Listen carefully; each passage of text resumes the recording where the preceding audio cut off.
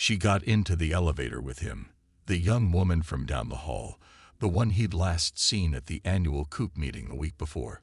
Around her shoulders hung something soft that brushed his cheek as Gordon moved aside to let her in. A fur cape, or pelt, or no, something else. The flayed skin of an animal that when she shouldered past him to the corner of the elevator proved to be her Rottweiler, Leopold. He could smell it now. The haunted stench of uncured flesh, a pink and scarlet veil, still clinging to the pelt's ragged fringe of coarse black hair. It had left a crimson streak down the back of her skirt and stippled her legs with pink rosettes. Gordon got off at the next floor and ran all the way down the hall. When he got into his own apartment, he locked and chained the door behind him. For several minutes he stood there panting, squinting out the peephole until he saw her turn the corner and head for her door. It still clung to her shoulders, stiff front legs jouncing against the breast of her boiled wool suit jacket. After the door closed behind her, Gordon walked into the kitchen, poured himself a shot of Jameson's, and stood there until the trembling stopped. Later, after he had changed and poured himself several more glasses of whiskey, he saw on the news that the notorious Debbie DeLucia had been found not guilty of the murder of the young man she claimed had assaulted her in a parking garage one evening that summer.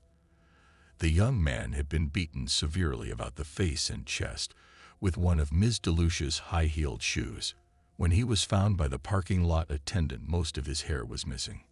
Gordon switched off the television when it displayed photographs of these unpleasantries, followed by shots of a throng of cheering women outside the courthouse. That evening he had difficulty falling asleep. He woke in the middle of the night. Moonlight flooded the room, so brilliant it showed up the tiny pointed feathers poking through his down comforter. Rubbing his eyes, Gordon sat up, tugged the comforter around his shoulders against the room's chill. He peered out at a full moon, not silver, nor even the sallow gold he had seen on summer nights, but a color he had never glimpsed in the sky before, a fiery bronze tinged with red. Geez, Gordon said to himself, odd. He wondered if this had something to do with the solar shields tearing, the immense satellite-borne sails of Mylar and Solex that had been set adrift in the atmosphere to protect the cities and farmlands from ultraviolet radiation. But you weren't supposed to be able to see the shields. Certainly Gordon had never noticed any difference in the sky, although his friend Olivia claimed she could tell they were there.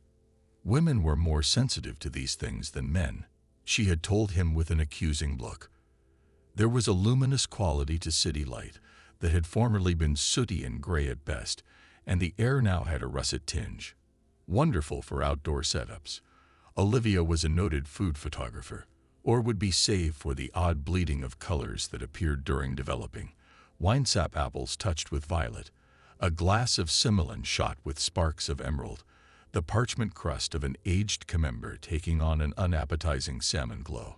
It would be the same change in the light that made the moon bleed, Gordon decided. And now he had noticed it, even though he wasn't supposed to be sensitive to these things.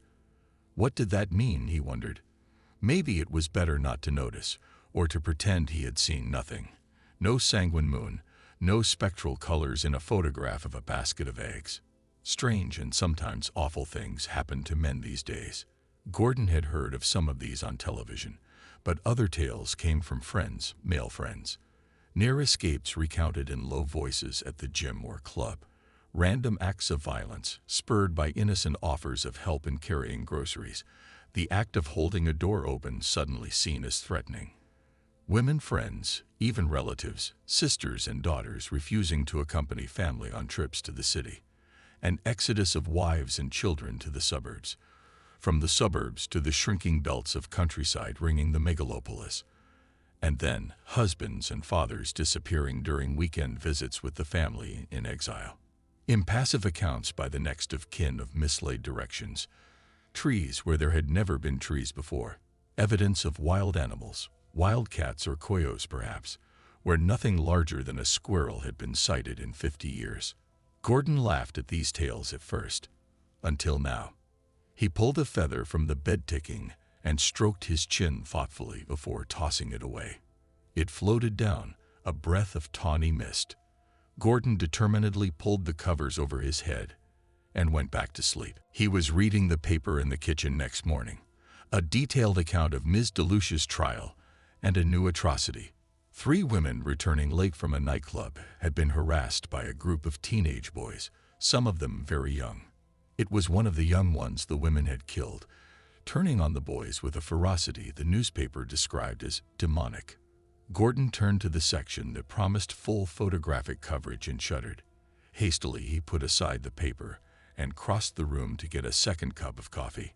How could a woman, even 3 women, be strong enough to do that?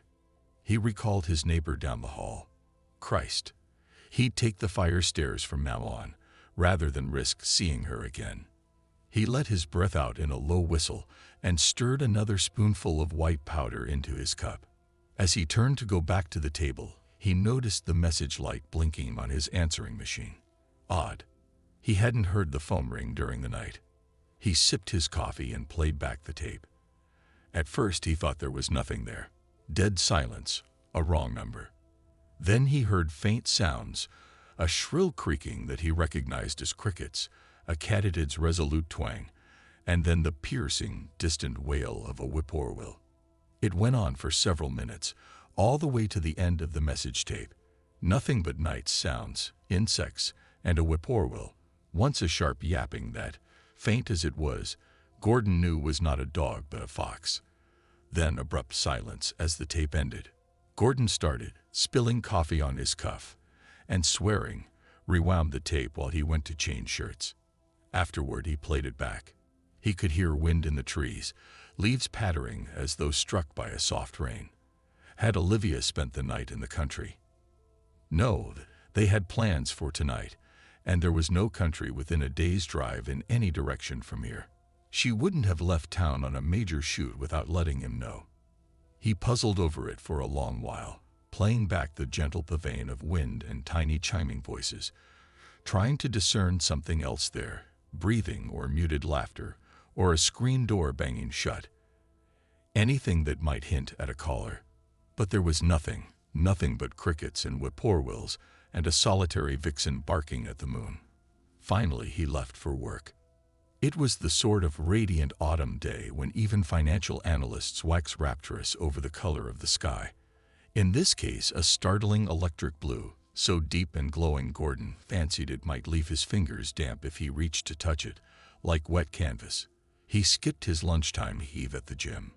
Instead, he walked down to Lafayette Park, filling his pockets with the polished fruit of horse chestnuts and wondering why it was the leaves no longer turned colors in the fall, only darkened to sear crisps, and then clogged the sewers when they fell, a dirty brown porridge.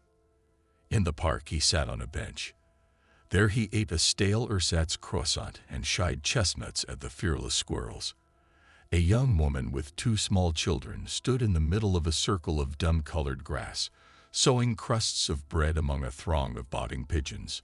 One of the children pensively chewed a white crescent. She squealed when a dappled white bird flew up at her face, dropped the bread as her mother laughed, and took the children's hands, leading them back to the bench across from Gordon's. He smiled, conspiratorially tossed the remains of his lunch onto the grass, and watched it disappear beneath a mass of iridescent feathers. A shadow sped across the ground. For an instant it blotted out the sun, and Gordon looked up, startled. He had an impression of something immense and dark, and moving very quickly through the bright, clear air. He recalled his nighttime thoughts, had a delirious flash of insight. It was one of the shields torn loose, a ragged gonfalon of science's floundering army. The little girl shrieked, not in fear but pure excitement. Gordon stood, ready to run for help. Saw the woman, the children's mother, standing opposite him, pointing at the grass and shouting something. Beside her, the 2 children watched motionless, the little girl clutching a heel of bread. In the midst of the feeding pigeons, a great bird had landed, mahogany wings beating the air as its brazen feathers flashed, and it stabbed, snake-like, at the smaller fowl. Its head was perfectly white, the beak curved and as long as Gordon's hand. Again and again that beak gleamed as it struck ferociously, sending up a cloud of feathers, gray and pink and brown, as the other birds scattered, wings beating feebly as they tried to escape. As Gordon watched, blood pied the snowy feathers of the eagle's neck and breast until it was dappled white and red, then a deeper russet. Finally, it glowed deep crimson. Still it would not stop its killing. And it seemed the pigeons could not flee, only fill the air with more urgent twittering, and gradually silence. No matter how their wings flailed, it was as though they were stuck in birdlime, or one of those fine nets used to protect winter shrubs. Suddenly the eagle halted, raised its wings protectively over the limp and thrashing forms about its feet. Gordon felt his throat constrict.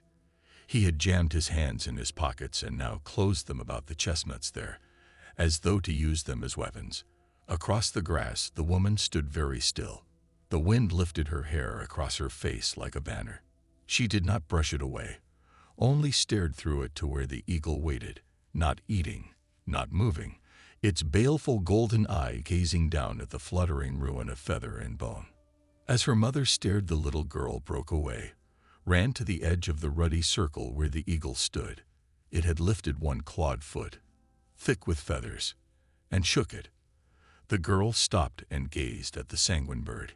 Carelessly she tossed away her heel of bread, wiped her hand, and bent to pluck a bloodied feather from the ground.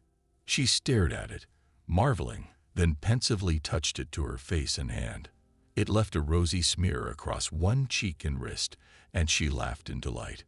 She glanced around, first at her mother and brother, then at Gordon. The eyes she turned to him were ice blue, wondering but fearless, and absolutely, ruthlessly indifferent. He told Olivia about it that evening. "I don't see what's so weird," she said, annoyed. It was intermission of the play they had come to see, Euripides the Bacchae, in a new translation. Gordon was unpleasantly conscious of how few men there were at the performance, the audience mostly composed of women in couples or small groups, even a few mothers with children, boys and girls who surely were much too young for this sort of thing. He and Olivia stood outside on the theater balcony overlooking the river. Eagles kill things. That's what they're made for. But here, in the middle of the city, where did it come from? I thought they were extinct. All about them people strolled beneath the sulphurous crime lights, smoking cigarettes, pulling coats tight against the wind, exclaiming at the full moon. Olivia leaned against the railing and stared up at the sky, smiling slightly. She wore ostrich cowboy boots with steel toes and tapped them rhythmically against the cement balcony. "I think you just don't like it when things don't go as you expect them to, even if it's the way things really are supposed to be. Like an eagle killing pigeons." He snorted but said nothing. Beside him, Olivia tossed her hair back. Thick and lustrous dark brown hair, like a caracal's pelt, hair that for years had been unfashionably long. Though lately it seemed that more women wore it the way she did, loose and long and artlessly tangled.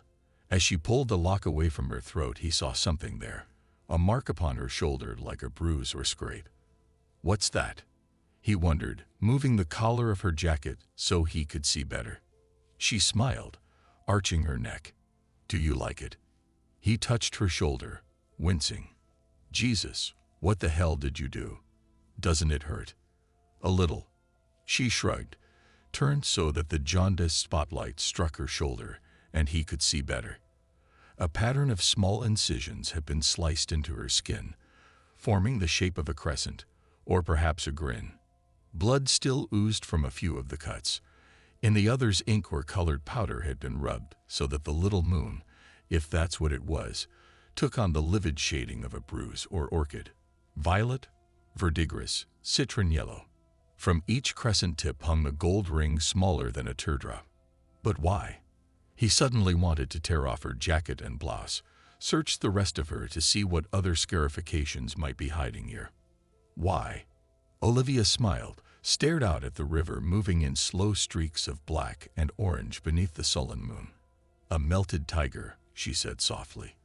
"What?" The electronic ping of bells signaled the end of intermission. Gordon grasped her elbow, overwhelmed by an abrupt and unfathomable fear. He recalled the moon last night, not crescent but swollen and blood-tinged as the scar on her shoulder. "What did you say?" A woman passing them turned to stare in disapproval at his shrill voice. Olivia slipped from him as though he were a stranger crowding a subway door. "Come on," she said gently, brushing her hair from her face. She flashed him a smile as she adjusted her blouse to hide the scar. "We'll miss the second act." He followed her without another word. After the show, they walked down by the river. Gordon couldn't shake a burgeoning uneasiness, a feeling he might have called terror were it not that the word seemed one he couldn't apply to his own life, this measured round of clocks and stocks and evenings on the town.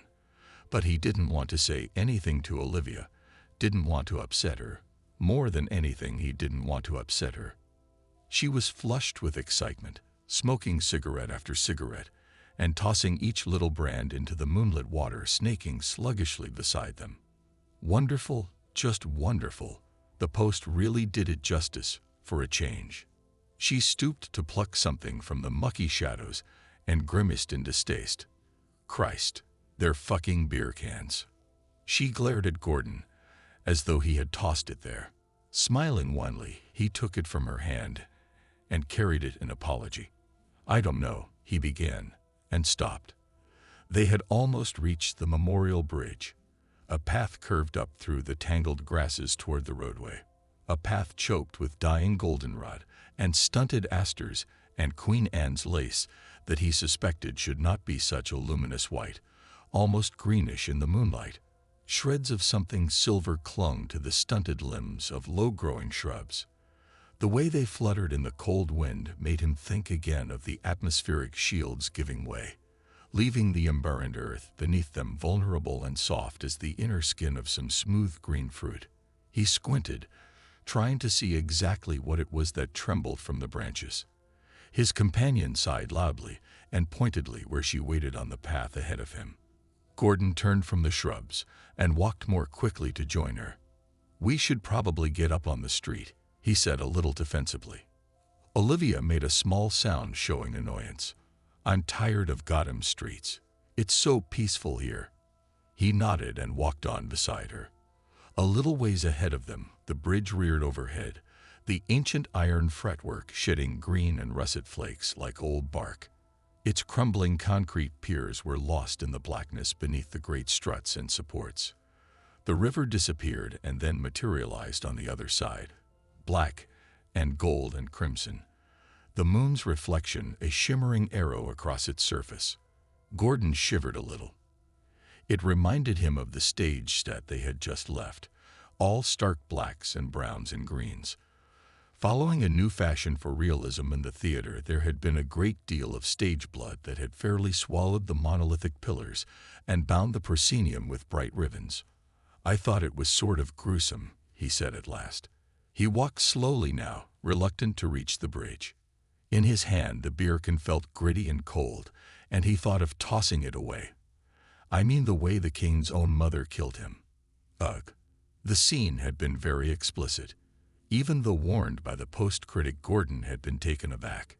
He had to close his eyes once, and then he couldn't block out their voices, the sound of knife-ripping flesh, and how had they done that so convincingly?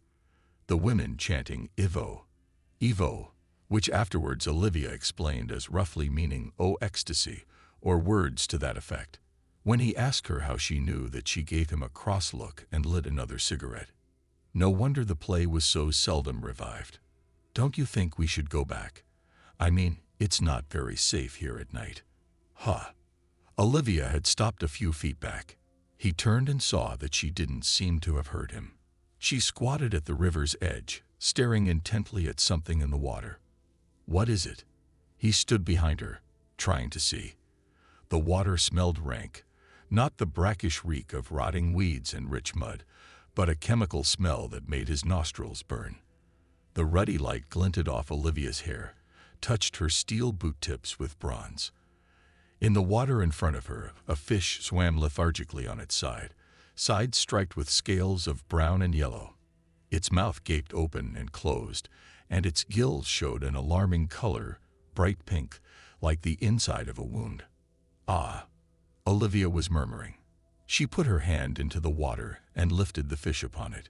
It curled delicately within her palm, its fins stretching open like a butterfly warming to the sun as the water dripped heavily from her fingers. It took him a moment to realize it had no eyes. "Poor thing," he said, then added, "I don't think you should touch it, Olivia. I mean, there's something wrong with it." "Of course, there's something wrong with it." Olivia spat so vehemently that he stepped backward. The mud smelled of ammonia where his heels slipped through it. "It's dying, poisoned. Everything's been poisoned." "Well, then, for Christ's sake, drop it, Olivia. What's the sense in playing with it?" Hissing angrily, she slid her hand back through the water. The fish vanished beneath the surface and floated up again a foot away, fins fluttering pathetically. Olivia wiped her hand on her trousers, heedless of the dark stain left upon the silk. "I wasn't playing with it," she announced coldly, shaking her head so that her jacket slipped to one side, and he glimpsed the gold rings glinting from her shoulder. "You don't care, do you? You don't even notice anymore what's happened. There'd be nothing left at all if it was up to people like you." He swore in aggravation as she stormed off in the direction of the bridge, then hurried after her. Muck covered his shoes, and he stumbled upon another cache of beer cans. When he looked up again, he saw Olivia standing at the edge of the bridge's shadow, hands clenched at her sides as she confronted two tall figures. "Oh, fuck," Gordon breathed. He felt sick with apprehension but hurried on, finally ran to stand beside her. "Hey," he said loudly, pulling at Olivia's arm. She stood motionless. One of the men held something small and dark at his side, a gun. The other wore a tan trench coat and looked calmly back and forth, as though preparing to cross a busy street. Before Gordon could take another breath, the second man was shoving at his chest. Gordon shouted and struck at him, his hand flailing harmlessly against the man's coat.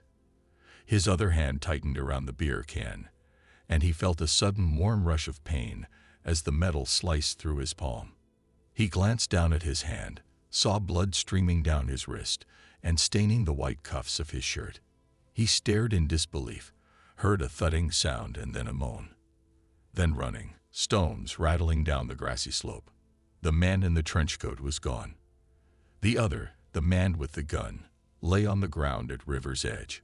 Olivia was kicking him in the head over and over, her boots scraping through the mud and gravel when they missed him and sending up a spume of gritty water. The gun was nowhere to be seen. Olivia paused for an instant. Gordon could hear her breathing heavily, saw her wipe her hands upon her trousers as she had when she freed the dying perch. "Olivia," he whispered. She grunted to herself, not hearing him, not looking, and suddenly he was terrified that she would look and see him there watching her. He stepped backwards, and as he did so she glanced up. For an instant she was silhouetted against the glimmering water, her white face spattered with mud, hair a coppery nimbus about her shoulders. Behind her the moon shone brilliantly, and on the opposite shore he could see the glittering lights of the distant airfield. It did not seem that she saw him at all.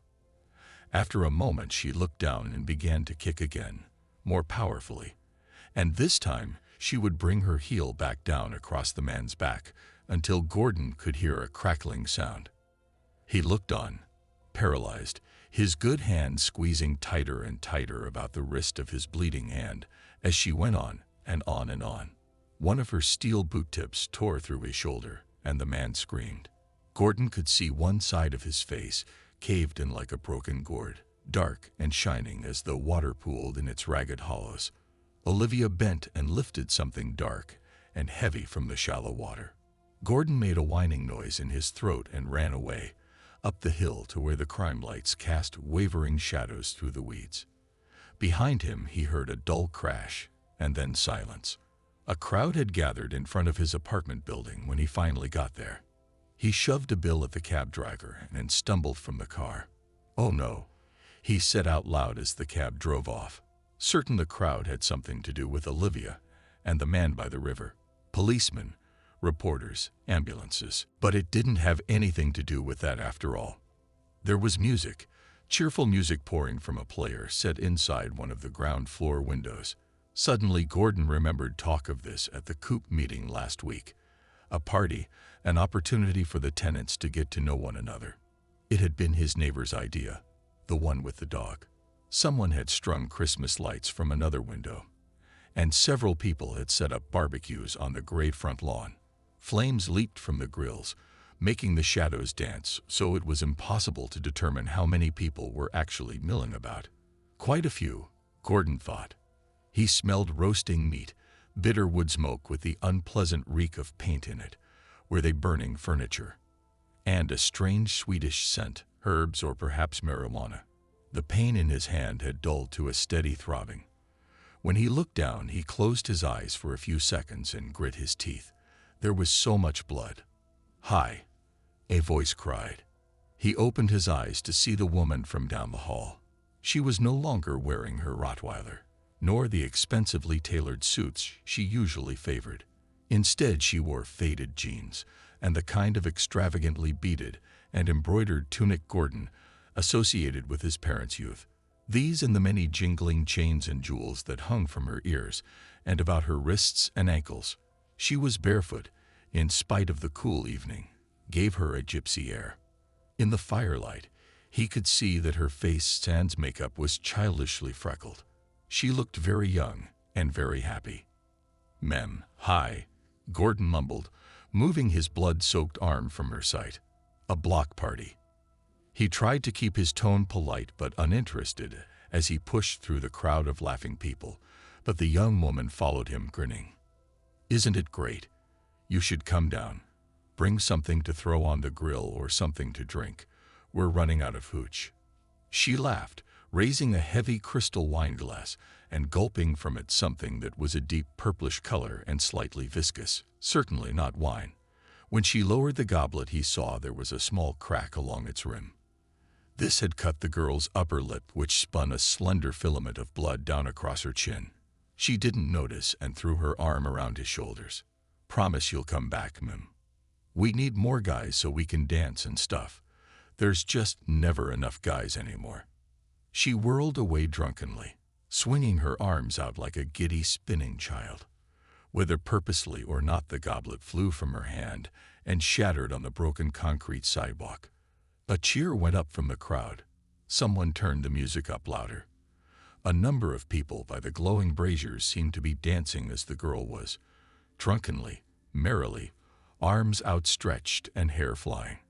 Gordon heard the tinkling report of another glass breaking. Then another. Then the sharper crash of what might have been a window. He put his face down and fairly ran through the swarm to the front door, which had been propped open with an old stump overgrown with curling ivy. The neatly lettered sign warning against strangers and open doors had been yanked from the doorframe and lay in a twisted mass on the steps inside. Gordon kicked it aside and fled down the hall to the fire stairs. There were people in the stairwell, sitting or lying on the steps in drunken twos and threes. One couple had shed their clothes and stood grunting and heaving in the darkened corner near the fire extinguisher. Gordon averted his eyes, stepping carefully among the others. A small pile of twigs had been ignited on the floor and sweet-smelling smoke trailed upward through the dimness, and other things were scattered upon the steps. Branches of fir trees scenting the air with balsam, sheaves of goldenrod, empty wine bottles. One of these clattered underfoot, nearly tripping him. Gordon looked over his shoulder to see it roll downstairs, bumping the head of a woman passed out near the bottom, and then spinning across the floor, finally coming to rest beside the couple in the corner. No one noticed it. No one noticed Gordon as he flung open the door to the 5th floor and ran to his apartment. He walked numbly through the kitchen. The answering machine blinked. Mechanically, he reset it as he passed, paused between the kitchen and living room as the tape began. A sound of wind filled the room, wind and the rustle of many feet in dead leaves. Gordon swallowed, pressed his shaking hands together as the tape played on behind him. The wind grew louder, then softer, swelled, and whispered. And all the while he heard beneath the faint staticky recording the ceaseless passage of many feet, and sometimes voices, murmurous and laughing, eerie and wild as the wind itself. The tape ended. The apartment was silent save for the dull, insistent clicking of the answering machine begging to be switched off. That and the muffled sound of laughter from outside. Gordon stepped warily into the next room. He had forgotten to leave a light on. But it was not dark. Moonlight flooded the space, glimmering across the dark wooden floor, making the shadowed bulk of armchairs and sofa and electronic equipment seem black and strange and ominous. On the sill of the picture window that covered an entire wall, the moonlight gleamed upon one of his treasures, a fish of hand-blown Venetian glass, hundreds of years old. Its mauve and violet swirls glowed in the milky light, its gaping mouth and crystalline eyes reminding him of the perch he had seen earlier, eyeless, dying. He stepped across the living room and stood there at the window staring down at the glass fish. And suddenly his head hurt. His chest felt heavy and cold. Looking at the glass fish, he was filled with a dull, puzzling ache, as though he were trying to remember a dream. He pondered how he had come to have such a thing. Why it was that this marvel of spun glass and pastel coloring had ever meant more to him than a blind perch struggling through the poisonous river. His hand traced the delicate filigree of its spines.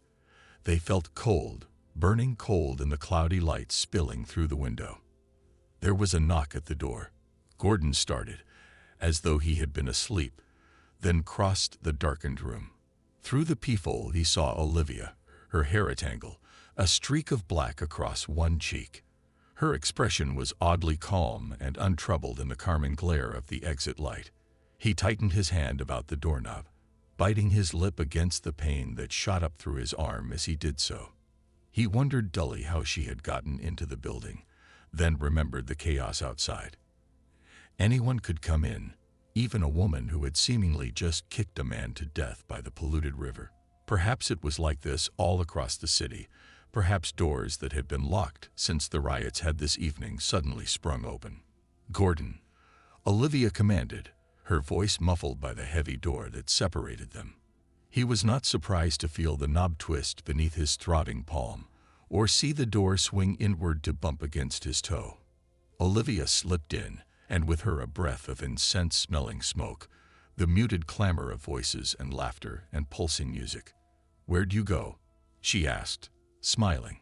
He noticed that behind her the door had not quite closed. He reached to pull it shut, but before he could grasp it she took him by the hand, the one that hurt. Grunting softly with pain, he turned from the door to follow her into the living room. "What's happening?" he whispered. "Olivia, what is it?" Without speaking, she pulled him to the floor beside her, still smiling. She pulled his jacket from him, then his shoes and trousers, and finally his blood-stained shirt. He reached to remove her blouse, but Olivia pushed him away ungently, so that he cried out. As she moved above him, his hand began to bleed again, leaving dark petals across her blouse and arms. The pain was so intense that he moaned, tried in vain to slow her, but she only tightened her grip about his upper arm, tossing her hair back so that it formed a dark haze against the window's milky light. The blouse slipped from her shoulder, and he could see the scars there, the little golden rings against her skin, drops of blood like rain flashing across her throat. Behind her, the moon shone, bloated and sanguine. He could hear voices chanting counterpoint to the blood thudding in his temples. It took him a long time to catch his breath afterward. Olivia had bitten him on the shoulder, hard enough to bruise him. The pain coupled with that from his cut hand had suddenly made everything very intense, made him cry out loudly, and then fall back hard against the cold floor as Olivia slipped from him. Now only the pain was left. He rubbed his shoulder ruefully. "Olivia, are you angry?" he asked. She stood impassively in front of the window. The torn blouse had slipped from her shoulder. She had kicked her silk trousers beneath the sofa, but pulled her boots back on, and moonlight glinted off the two wicked metal points. She seemed not to have heard him, so he repeated her name softly. "Mum," she said, distracted. She stared up at the sky, then leaned forward and opened the casement. Cold air flooded the room, and a brighter, colder light as well, as though the glass had ceased to filter out the lunar brilliance. Gordon shivered and groped for his shirt. "Look at them," whispered Olivia. He got unsteadily to his feet and stood beside her, staring down at the sidewalk. Small figures capered across the broken tarmac, forms made threatening by the lurid glow of myriad bonfires that had sprung up across the dead gray lawn. He heard music, too, not music from the radio or stereo, but a crude raw sound, thrumming and beating as of metal drums, voices howling and forming words he could not quite make out, an unknown name or phrase. "Evo," whispered Olivia. The face she turned to him was white and merciless, her eyes inflamed. "Evo." "What?" said Gordon. He stepped backwards and stumbled on one of his shoes. When he righted himself and looked up, he saw that there were other people in the room, other women, 3, 4, 6 of them, even more it seemed, slipping silently through the door that Olivia had left open behind her. They filled the small apartment with a cloying smell of smoke and burning hair, some of them carrying smoking sticks, others leather pocketbooks or scorched briefcases. He recognized many of them, though their hair was matted and wild, their clothes torn, dresses or suits ripped so that their breasts were exposed, and he could see where the flesh had been raked by their own fingernails, leaving long wavering scars like signatures scratched in blood. 2 of them were quite young and naked, and caressed each other laughing, turning to watch him with slay feral eyes. Several of the older women had golden rings piercing their breasts or the frail web of flesh between their fingers. One traced a cut that ran down her thigh, then lifted her bloodied finger to her lips as though imploring Gordon to keep a secret. He saw another gray-haired woman whom he had greeted often at the newsstand, where they both purchased the Wall Street Journal. She seemingly wore only a fur-trimmed camel's hair coat. Beneath its soft folds, Gordon glimpsed an undulating pattern of green and gray and gold. As she approached him, she let the coat fall away, and he saw a snake encircling her throat, writhing free to slide down between her breasts, and then to the floor at Gordon's feet. He shouted and turned to flee. Olivia was there. Olivia caught him and held him so tightly that for a moment he imagined she was embracing him. Imagined the word she repeated was his name, spoken more and more loudly as she held him until he felt the breath being crushed from within his chest. But it was not his name. It was another name, a word like a sigh, like the whisper of a thought coming louder and louder as the others took it up, and they were chanting now. "Evo, Evo." As he struggled with Olivia, they fell upon him, the woman from the newsstand, the girl from down the hall now naked and laughing in a sort of grunting chuckle, the 2 young girls encircling him with their slender, cool arms and giggling as they kissed his cheeks and nipped his ears. Fighting wildly, he thrashed until his head was free, and he could see beyond them, see the open window behind the writhing web of hair and arms and breasts, the moon blazing now like a mad watchful eye above the burning canyons. He could see shreds of darkness falling from the sky, clouds or rain or wings, and he heard faintly beneath the shrieks and moans and panting voices the wail of sirens all across the city. Then he fell back once more beneath them. There was a tinkling crash. He had a fleeting glimpse of something mauve and lavender skidding across the floor, then cried out as he rolled to one side and felt the glass shatter beneath him, the slivers of breath-spun fins and gills and tail slicing through his side.